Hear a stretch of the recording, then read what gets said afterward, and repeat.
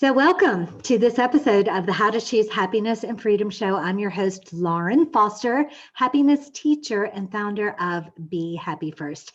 It is fall of 2020, November 12th to be exact, on a rainy Thursday morning, which is very interesting that, how the weather affects us.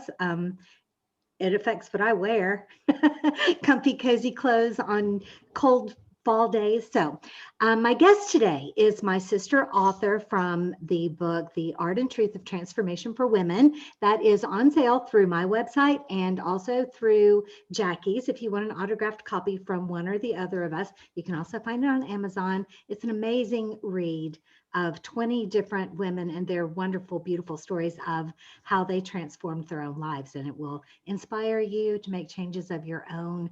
It will comfort you in understanding that you're not alone in whatever your struggles are. And it's just a really great and uplifting adventure with 20 different great authors and all kinds of great gifts. So you can also find it on Amazon.com.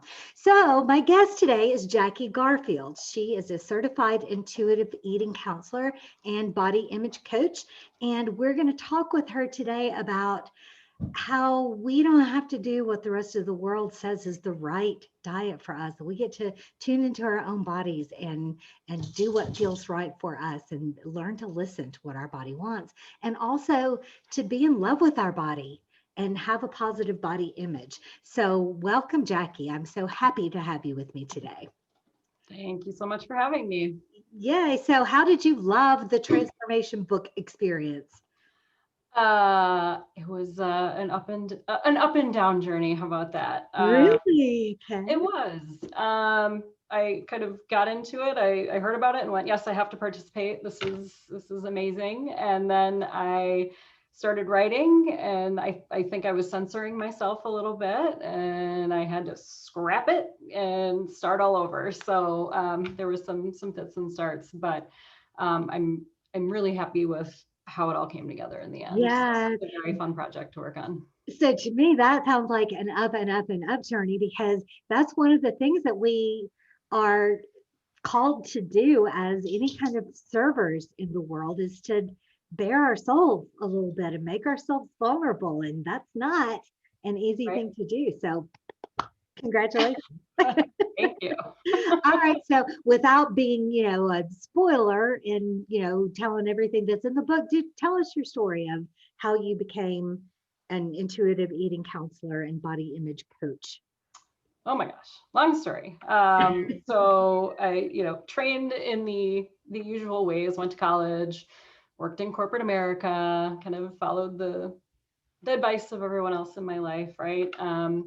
And got to a point where I was like, I'm doing all the things and I'm just not truly happy. And that's a few years ago, I stumbled on how to be a health coach. And so that kind of turned my world upside down, and it just called to me in a huge way. And I had to jump on it and follow that intuition. So that got me there. But when I initially started my health coaching program, I was still dieting.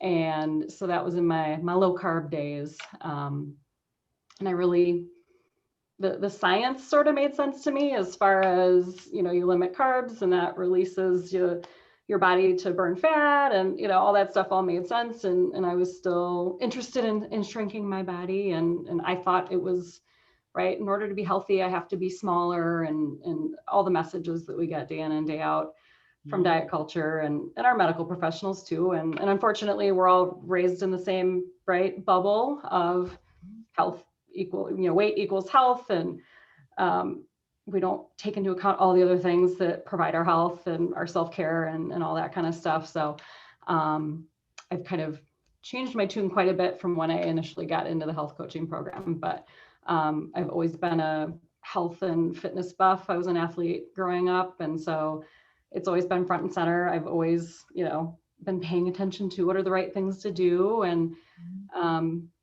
like I said, a few years ago, I kind of was like, I can't do this anymore. I felt totally consumed by thoughts of counting this and how many calories did I burn during my workout, and should I do HIIT workout, or should I just walk, or should I lift weights, or should I, it was like consuming. And I just hit a wall and I hit a breaking point. I'm like, I can't do this. So that's when I discovered intuitive eating, and it made so much sense. And of course, giving up the diet mentality, it's like, yeah, I get to eat bread and pasta with abandon, and nobody can stop me. And, that's all very exciting, but scary too, because you're deciding that, well, yeah, I might gain a few pounds if I eat whatever I want. But in reality, that doesn't usually happen unless your body needs to gain some weight because you're trying to maintain something that it is not happy with. So your body's the boss, I guess, is what comes down to. And so just accepting that and letting it lead the way and be your guide is a very freeing experience. Yeah, and so I love that you're doing this work, and I want to see women in the whole world have a good and healthy relationship with food and a loving and communicative relationship with their bodies. And so that's what you're helping to do. So how do you start? I mean, all right, I'm ready, Jackie. Help me to become an intuitive eater and I was a lifelong dieter too. I did everything. I did the Atkins diet. I did low carb. I thankfully never really jumped on the total low fat wagon and got myself completely addicted to sugar and anything like that. That one I kind of fake fat and all the horrible fake foods that come along with that. Yeah. Oh yeah, totally. But we did slim fast in college and just all of the things. Right. And now I believe that there are some things that nobody should ever eat, like preservatives and food dyes and industrial oils and things like that. Chemicals, right? Unhealthy, right? That's the stuff that's unhealthy, like chemically created things. Yeah. Science projects instead of, what was meant to be food. So now what is the first step? What is the first thing that you advise your clients to do now that they've decided to embrace this new idea and learn how to be an intuitive eater? So it's interesting what I have learned as I've continued to do this work and done it for myself. I feel like I kind of skipped a step because I was already kind of happy with my body. I kind of had called truce and said, right, I don't want to hurt you anymore. And I know that that's what I'm doing. And so I kind of easily accepted where my body had settled in, even though it was more than I had ever weighed. And for the past 2 decades, I had been trying to be smaller. But it kind of starts there, right? So I can teach you all the principles of intuitive eating, which is ditching the diets, making all foods available to you whenever you want them, honoring your hunger and fullness, finding other outlets for your emotional needs, right? I mean, it's not saying don't ever eat it for emotional reasons, but I can also do these other things and having other tools in your toolbox. So I can teach you all that stuff. But if you're still unhappy with how you look and see all the flaws and haven't changed that dialogue in your head that again is learned, I love it when it's like, oh, but this is just you've heard it for so long, you believe it and you think it's your own thoughts. Like you think that you created the situation for yourself, when in reality, images in magazines and all the TV stars and they're just messages, particularly for women, all over that, you need to look a certain way in order to be attractive, and men only like a certain, they only like thin, wafy, whatever. And so we've kind of absorbed all this our whole lives, right? Because it's been like this for quite a long time. And we say, well, we got to look like that in order to be valuable and worthy.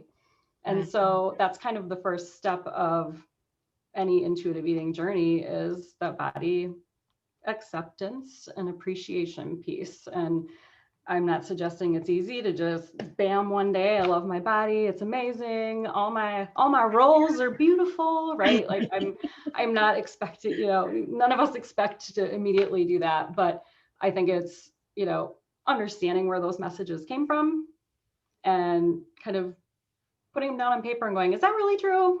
Kind of do a little fact checking on some of that stuff. Yeah. But also looking at yourself and like, what do my friends and family love about me? It's not going to be my dress size. Nope. It's all the wonderful qualities that I have inside. And so how about we focus more of our attention on that and who we are, and how loving and amazing and intelligent and funny we are, instead of focusing on our, hi baby. He's so giant. This is Romeo. He's on the show a lot. I want to highlight the first thing that you said in this little bit of the conversation is that we think the thoughts that we're thinking are our thoughts and that they're the truth, and they're not necessarily. They're beliefs and thoughts that have been planted and cultivated in our minds through culture and through experiences and all of those things. And I love that.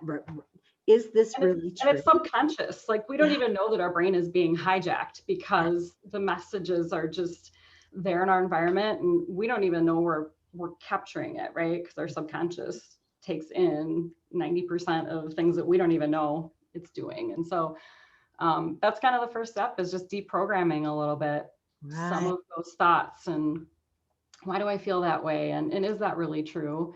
And, you know, focusing on who you are as a whole person, and not tying up my entire worth and value as a person into my body size, or, right, this great body part that I have that other people find attractive, or whatever, right? It's for going from an external focus to an internal, and really reconnecting with who you are. And I think after decades of dieting, our heads and our bodies are completely disconnected, because our body says, I'm hungry, right? And it's like, well, no, it's not time to eat yet. Or I can only have 1,200 calories a day, so I don't care that you're hungry. I'm not going to feed you because, right, I'm trying to stick to this plan that's going to solve all my problems. So that's part of it too, right? Reconnecting and actually being present in your body and feeling what it wants you to feel, and listening to it when it tells you, I'm hungry, I need to eat, or, right, I need to rest. I think there's, right, all the self-care stuff. If you're tired and you're overworked, your body's going to be hungrier because it needs the energy to keep you going. So when your body says rest, rest. When your body says move, move, right? And we're so disconnected from that, I think, after lots of years of dieting, that it's just, again, getting back in touch and getting the two communicating again, and taking it from there.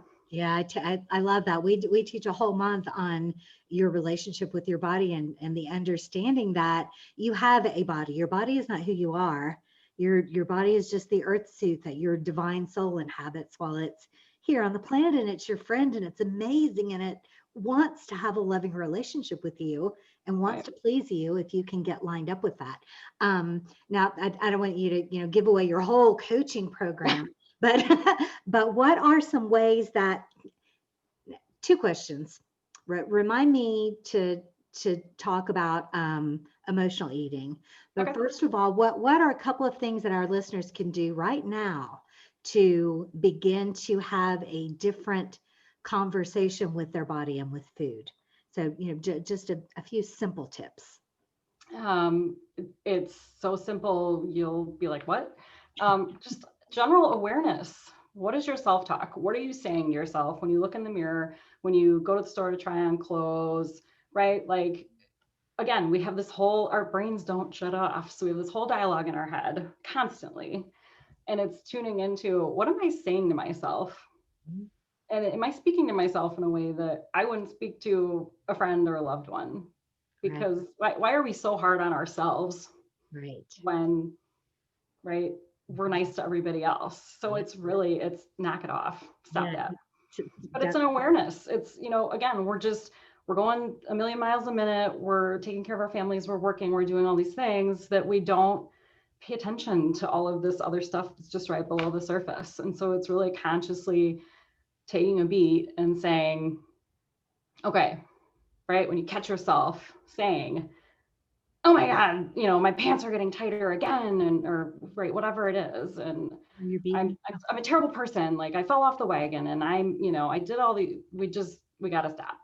So I would say that's a first good step. And at first it's just catching yourself and going, no, okay, I'm not going to talk to myself in that way anymore. And eventually you work your way into, here's what's great, right? Like, no, I'm not going to say that anymore, but here's what's great about my body. And it doesn't have to be how it looks. it gets me from A to B every day, Mhm. right? I'm not disabled, like I'm able-bodied, Yeah, and my it heart does beats every everything I ask of it. It does, pretty yeah, much. yeah, our bodies are miraculous. It's it's a miracle of all the things that go on without any input from us Right, whatsoever, you know. right. Um, Yep, okay, so how I find that a lot of people will eat to fill a different kind of void. So how do you figure out if you're really hungry? How do you develop that intuition, whether it's hunger or it's some other? I figured out that if I get tired, like you were mentioning, I would think I was hungry, but I really just needed a nap. yep. And it just took some awareness to go, okay, I only ate 2 hours ago. Am I really hungry? I think I'll take a nap and see. And voila, that Sure. that was what my body wanted. And then and it said thank you. And I said, you're Yeah, welcome. And that's a right. great thing. So what are some ideas on how to identify Sure. real hunger? So the interesting thing in the intuitive eating world about emotional eating is that it is caused by restriction. So if I'm denying myself all these foods, right? I have a list of foods I can't eat that I really enjoy, that are comforting to me. I'm immediately going to go for that thing when I need, right, help dealing with an emotion. And I think the key thing about intuitive eating is you're allowed to eat the thing that's comforting, but it's to do it while you're present, not gobble it down without even thinking about it, right? Mhm. Sitting down at the table, right? Enjoying it and knowing that it's serving a purpose for you, but also acknowledging, okay, eventually I have to get out of this cycle and Mhm. make different choices and care for myself in other ways. So, like you said, I just needed a nap, right? I think there are we all have, and it's different for everybody, right? But we all have different things that make us feel good. And maybe it's locking yourself in a room away from the kids and reading for an hour, right? Maybe it's taking a bubble bath. Maybe it's going for a long walk, listening to a podcast, right? Whatever it is. But knowing what those things are for yourself. And when you are feeling emotionally charged about something, giving yourself permission. Yes, I could go reach for that, right? In my case, my bowl of mac and cheese, I adore. Or I could go take a nap or go take the long walk, and that soothes me in other ways. And so it's not saying, no, you can't do this ever again. You can't use food, right? Because that's not a solution. That just makes you want the food more because you're saying, no, I can't have that. Yes. So again, doing it with intention and knowing that, yes, I'm making this choice and I'm okay, being okay with it, right? And not beating yourself up. There's so much guilt and shame around food and, well, I ate when I wasn't hungry. So what? So what? It's such a diet culture mentality that we all live in, and we all are just, we're so brainwashed to only eat so many calories a day and don't eat saturated fat and don't do this and don't do that. And then when you do it, you feel bad about it. So you don't enjoy it. Your body doesn't even know what's happening, right? There's no satisfaction involved. Eating is supposed to be satisfying, Yeah, right? If I love the way that you have reframed this because there's nothing wrong with emotional eating if it's mindful. If it's yes, you're like, it's serving, it's right. It's, you are taking care of yourself by doing that. And I know yeah, that sounds crazy, no, it doesn't. It does. It but you sounds, are. it's like, duh. No, it sounds perfect. So, I am feeling lonely and missing my mom, and I I'm gonna make the meal that she always made for me and Yeah. enjoy that. And so what is And wrong think of with her food? and Yeah, experience all of that and feel amazing that she taught you how to make that. yeah, And right. Yes, do that. Food tastes good because it's supposed to be satisfying. We're supposed to enjoy the experience of eating. And I right. think diet culture has taken that away from us. Mhm. And I'm out here to reclaim it and say no. I know. Yes. Oh, I love it. I'm right here with I being thin or forcing my body to look a way that my body does not want to be, right, is a whole nother conversation about our bodies have a natural set point that it wants to be at. And we're constantly chasing this ideal that maybe our body isn't designed, we're designed to be different. We all look different, right? Eye color, hair color, nose, but whatever, right? Mhm. It's like, we're supposed to look different. We shouldn't all be chasing this ideal. So take care of yourself. That's what we need to do, and kind of throw the rules out the window. Okay, so let's talk a little bit about routines and schedules. And so that I've recently gotten very interested in human design. Have and I so have actually had a reading with our friend Kathy. So with yeah, our friend it's Karen, yeah, yeah. very So yeah, it's fascinating. And one of the things that I discovered in my chart is that as far as food and exercise and sleep and things like that, that I'm hardwired to like a kind of a schedule and kind of a routine. sure. While at the same time, I'm a total freedom junkie. So you're not going to trap me into a schedule. So I Sure. get to make it and change it anytime that I want. But as I've just kind of relaxed into that and just notice what I do when I feel good, then those patterns just emerge. Sure. And, I sleep the same amount every night. And, so all of these things kind of happen. Um, do you find that that is the way with your clients, that they're like, some days they're just really are not interested in food and the next day they want to eat all day, or and Yeah, I mean, right? You're not, your brain is not in charge, your body's in charge. right, And again, it's listening to that and honoring it.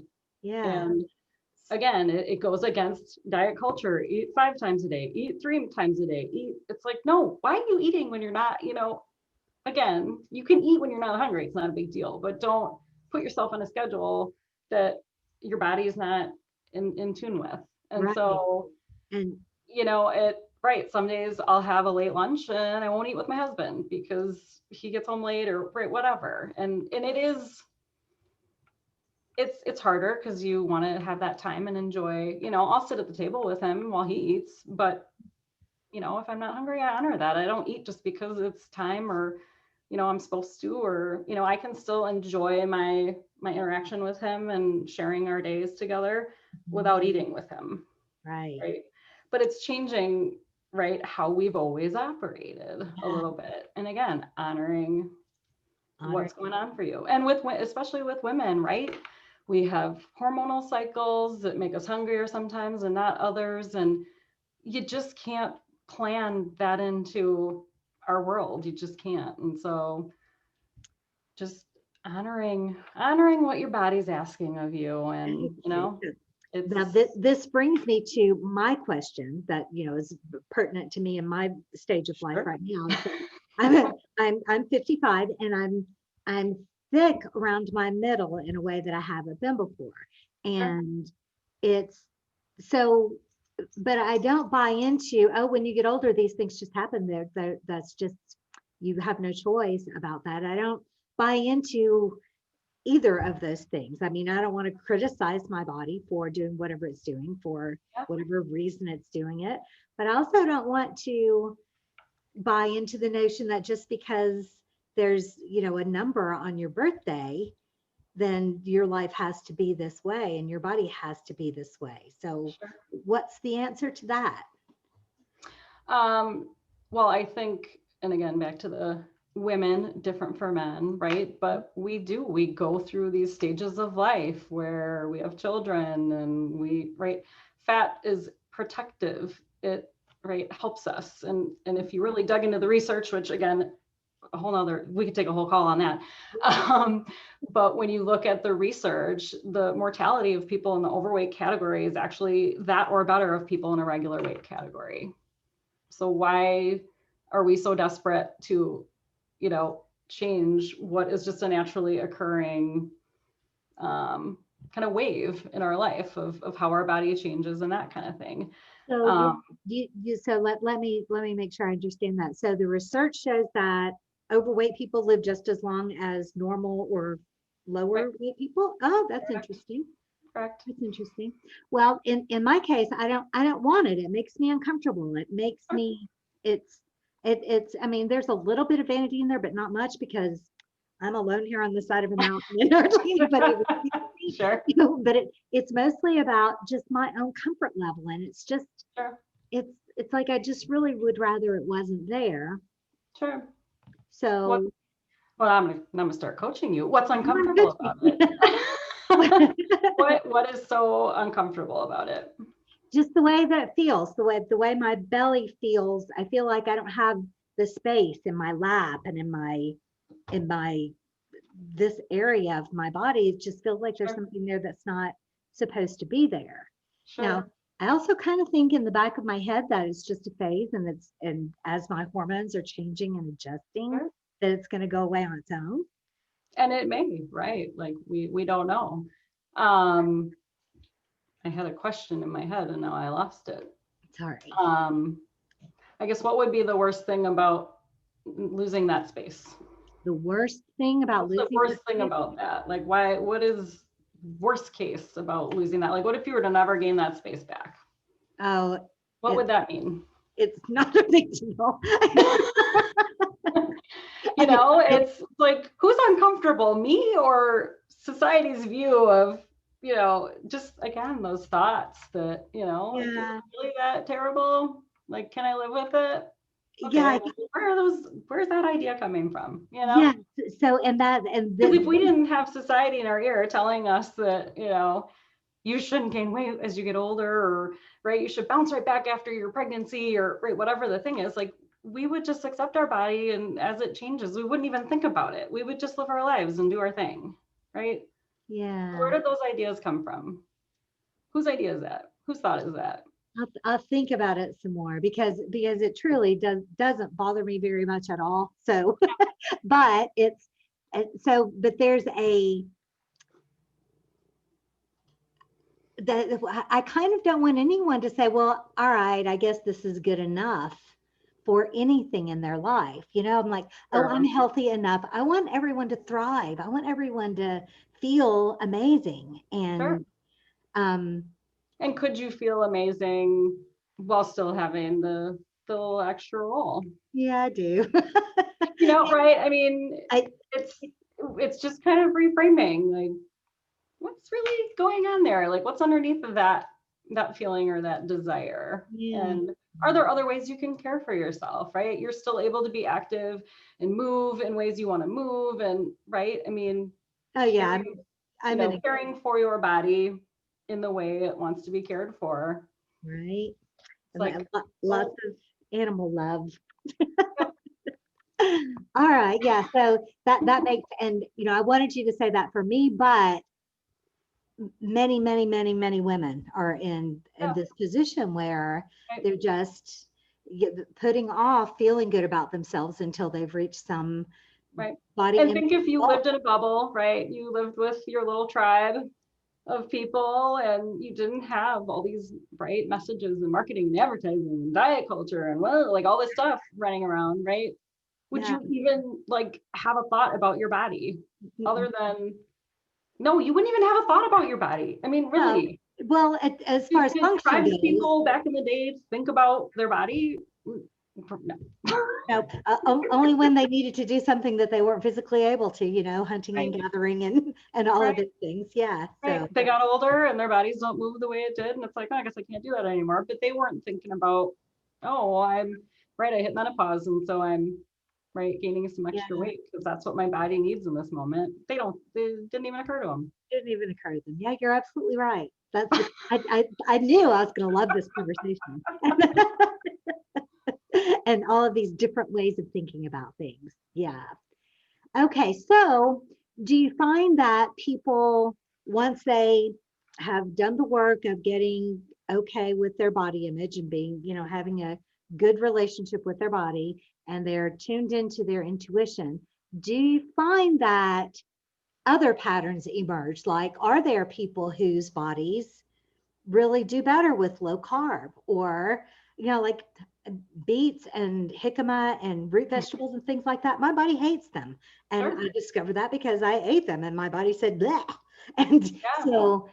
so now I know. But do you find that people do fall into some sort of, I don't want to say Yeah. I um mean, but it's not because someone told me that I should eat that way. Right. right, Which is the key difference. yeah, So yes.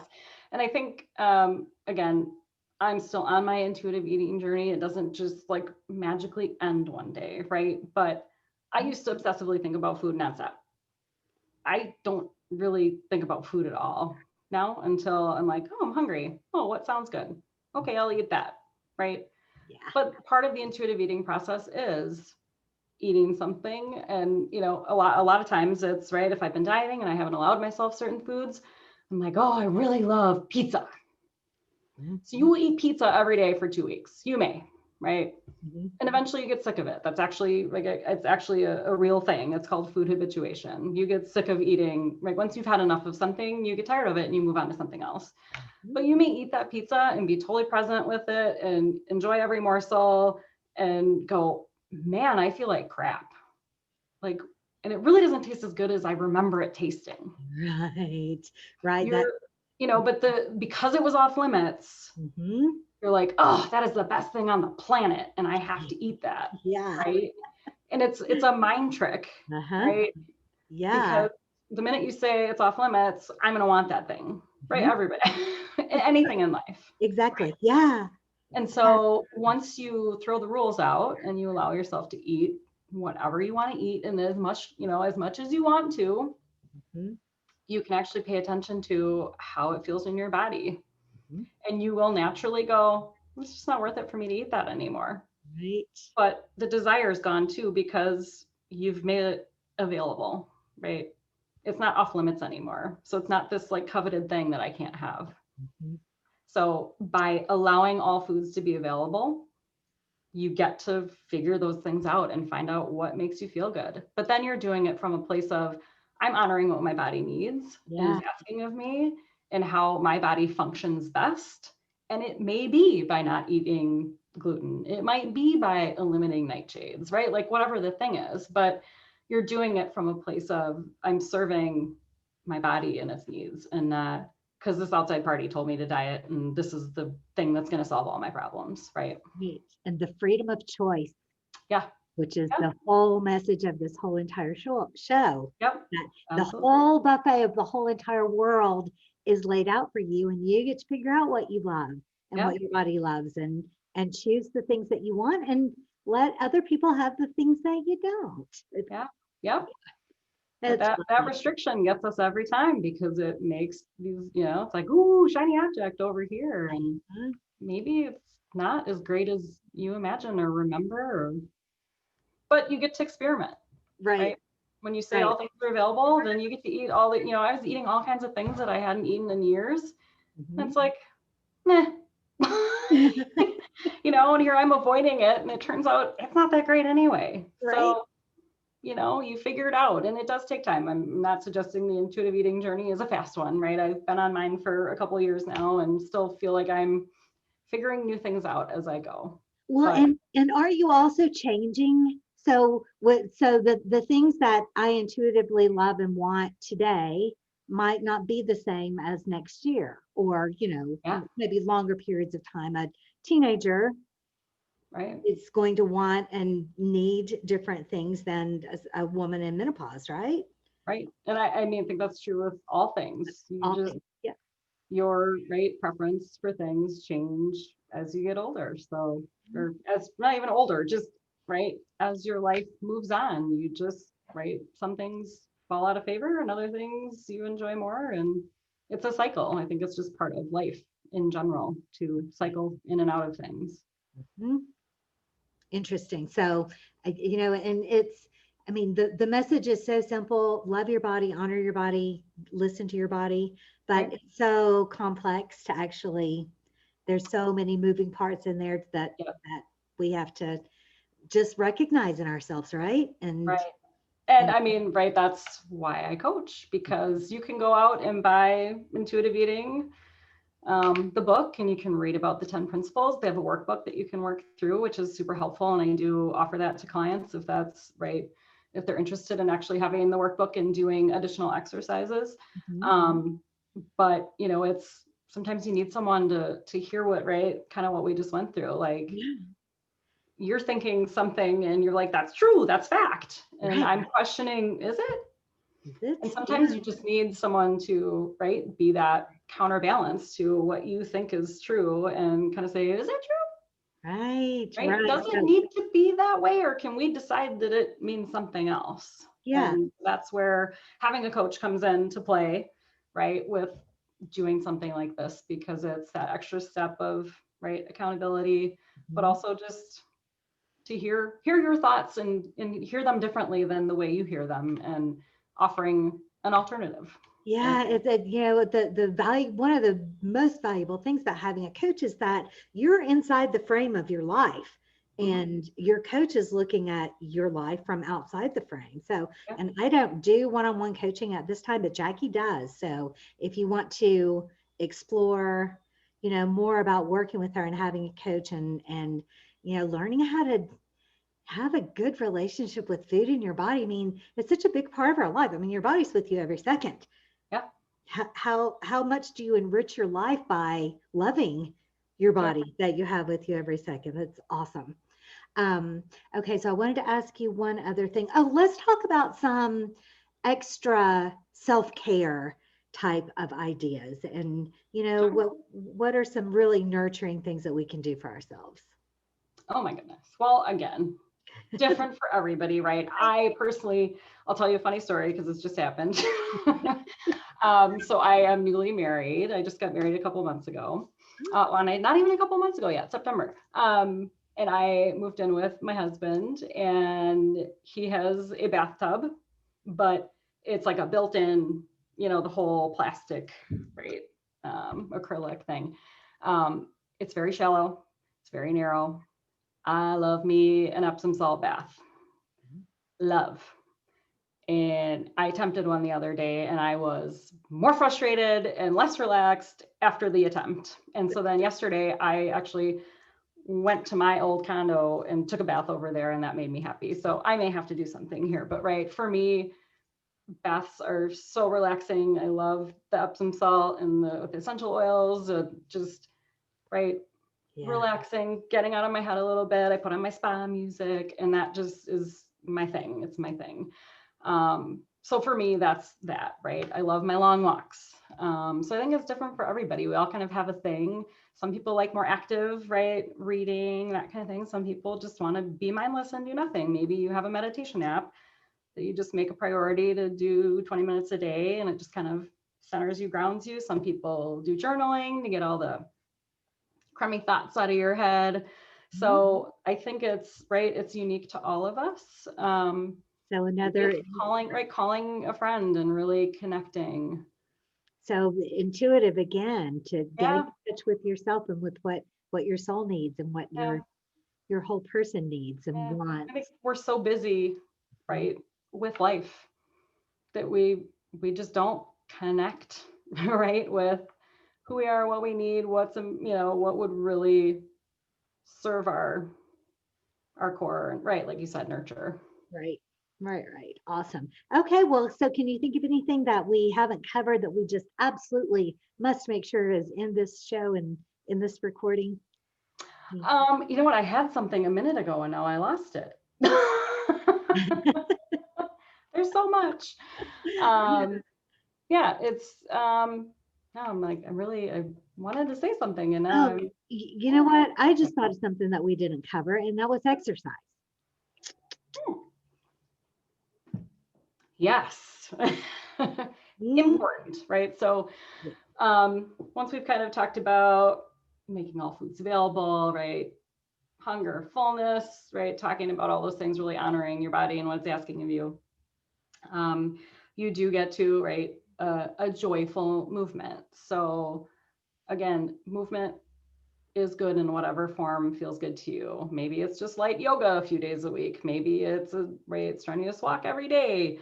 But it doesn't have to be punishment. So I think, right, again, with diet culture, thoughts in mind, that 30-minute HIIT workout is going to burn more calories than a 30-minute stroll outside. Okay, fine. However, what value do we get from being outside in nature, breathing the fresh air, clearing our head, right? Like there's so much you gain physically from that, even if it's just a less or lower pace, right? Lower effort workout, you're still getting your heart rate up. So it is, again, it's all intuitive. It's honoring what would feel good to your body. And again, it's different for everybody. I don't particularly like yoga. I know it's good for me. But I love my walks. So I take my walks. I don't beat myself up. If I feel like I used to do kickboxing a ton, because again, high calorie burn. Sometimes I do have the energy that I just need to burn off if it's stress or whatever, and I will knock out a kickboxing workout. But it's because I know it's going to feel good to me. I'm not doing it because I'm trying to burn a certain number of calories to burn off the cake that I ate the day before. Right. We do it because it feels good. Your body likes it. And so the worst phrase to ever be generated by the diet and exercise culture is no pain, no gain. Like, oh my God, we have to completely outlaw that phrase. Yeah. Yeah. It's because it's not, again, think about, generations prior to this generation. I mean, really before the 80s, the 80s kind of running became a thing. But like before that, people we didn't have gyms. We didn't go do all this strenuous exercise. I mean, I realized we were probably walking more as far as getting to and from work and that kind of thing. But the whole strenuous exercise thing came up in the last 30 years and we're not any healthier. So I don't think that's the solution, right? We're so focused on our lifetime that it's like, if we look back, at previous generations and like what they were doing, and they were healthier. So maybe we need to get back to that. Right. And kind of get rid of what we've been told is the right thing. Because obviously it's not working. Right. And I think each of us individually has experienced that, right? That dieting doesn't work. It doesn't work. It might actually does. It works for 5% of people. I'm not gonna say it never works, but statistically, 95% of us will regain what we lost, and 2/3 will gain more than we lost because your body thinks it's starving. It shuts down your metabolism. It is protecting you. It doesn't want you to go below a certain weight, and that we think that we can outsmart our body is silly. So, and I remembered the thing I was gonna say. Good. And I think it's talking about what's possible when you ditch the diets, and make peace with food in your body. I obsessively thought about food and exercise and calories in and calories out and falling off the diet. And oh my God, I screwed up again. And Monday I got to start again. And I'm going to do it this time. I'm going to have the discipline. I'm going to make it happen. Right. Think about all the brain power that takes. It's crazy. So I would ask the audience to think about, if I were to, remove that, how much brain space would that create for me to do other things that bring me joy? Maybe it's pursue a new job opportunity. Maybe it's go back to school, Maybe it's write a book. The opportunities and the possibilities are endless. And so why not give yourself that gift? Because at the end of the day, you're the one in your body. You're the one who has to be happy.